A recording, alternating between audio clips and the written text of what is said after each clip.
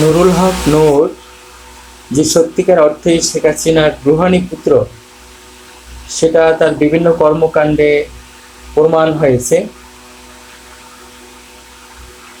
শেখ হাসিনা রেখে গেছে শেখ হাসিনার রুহানি পুত্রকে নতুন করে নতুনভাবে স্বৈরাচারী খনি হাসিনার কর্মকাণ্ড বাস্তবায়ন করার জন্য নূর বিভিন্নভাবে রণকৌশল করে যাচ্ছে।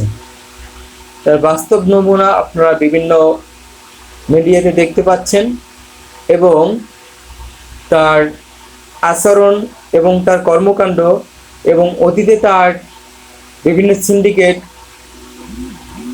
অর্থ লুণ্ঠন করা,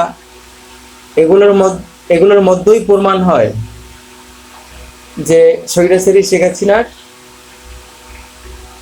নতুন